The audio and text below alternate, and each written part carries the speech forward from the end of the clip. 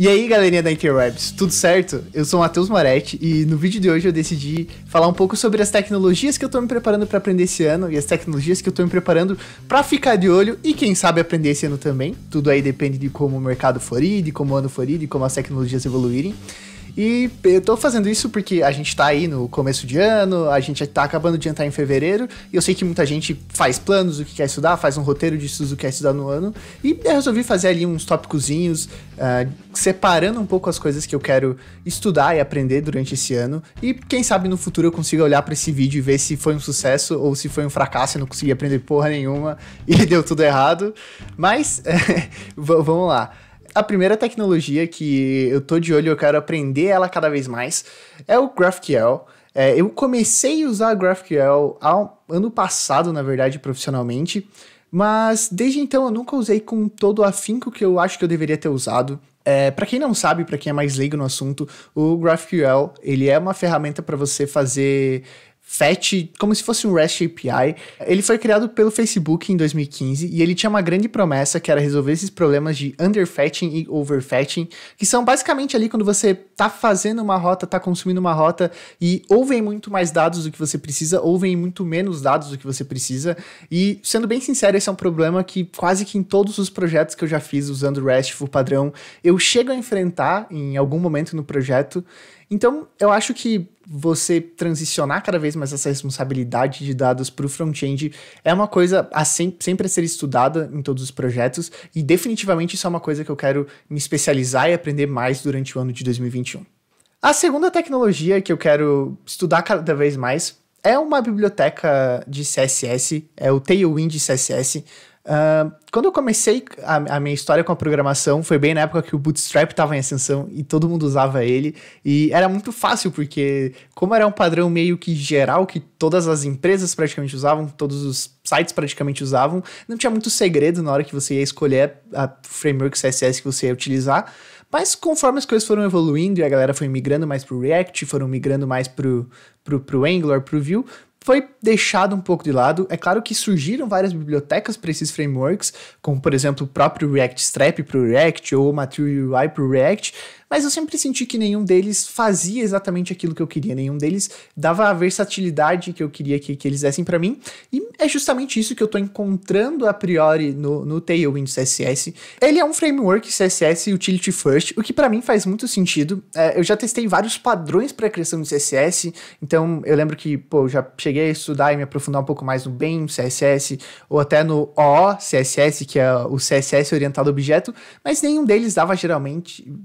necessariamente tudo aquilo que eu queria, que era ter uma biblioteca que me desse de maneira rápida todas as utilidades de um CSS feito e que eu pudesse personalizar e colocar minha UI em cima e trabalhar com os meus componentes e com a minha UI junto com ele. E pelo que eu tô vendo, o Tailwind CSS consegue oferecer isso de uma maneira muito legal. Então, definitivamente, isso é algo que eu quero explorar nos meus projetos, quero começar a aplicar e me aprofundar cada vez mais nesse ano de 2021. A terceira tecnologia que eu tô muito afim de me aprofundar um pouco mais em 2021 são os WebGLs e WebGPUs. Eles são basicamente a API do HTML para você poder construir gráficos 3D, gráficos 2D, utilizando o canvas do HTML. E, cara, é massa pra caramba, você consegue fazer várias animações fluidas, ele tá cada vez mais fluido. Se você comparar, por exemplo, as versões atuais do WebGPU com as versões do WebGL, você já consegue ver uma diferença de renderização muito grande e, na minha opinião, isso vai ser cada vez mais uma tendência, a gente conseguir usar esse tipo de coisa no front-end para sempre dar um ambiente mais agradável e melhor para o nosso usuário utilizar, e eu tô muito afim de me aprofundar um pouco mais nisso e aprender um pouco mais sobre esse mundo esse ano. E tem diversas bibliotecas que podem te auxiliar caso você esteja iniciando nesse mundo mais de gráficos na programação front-end. Uma dessas bibliotecas é o próprio Three.js, que é uma biblioteca bem famosa, que você consegue, utilizando a API em mais alto nível ainda do que o WebGL, criar várias cenas 3D e fazer isso de uma maneira bem legal. Mas isso ainda para mim não é algo fácil de fazer, é algo que eu tô aprendendo. E definitivamente isso é algo que eu quero, até o final do ano, ter aprendido e estar aplicando nos meus projetos em produção e com a galera usando. depois dessas 3 tecnologias que definitivamente eu quero aprender, eu quero me especializar mais no ano de 2021, tem 2 tecnologias que eu tô de olho, eu vou ficar de olho nelas, e a primeira delas é o Svelte. Ele é mais um desses frameworks front-end, tipo React, tipo Angular, tipo Vue, e eu sei que a galera costuma falar que todo mês, toda semana sai um framework front-end novo, mas o Svelte ele vem com perspectivas muito legais, tem muita gente falando muito bem dele, e se a gente olhar o comparativo no State of JS, que é uma pesquisa que eles fazem com desenvolvedores para entender para onde o JavaScript está encaminhando, o Svelte aparece no topo em várias das respostas, principalmente em curiosidade, pessoas que estão se sentindo bem usando. Então, definitivamente, parece que ele está indo bem, parece que tem alguma coisa aí. A minha grande dúvida e o que me faz esperar para não cair de cabeça nisso é entender como a comunidade vai reagir. Querendo ou não, esses outros frameworks front-end, eles têm muito mais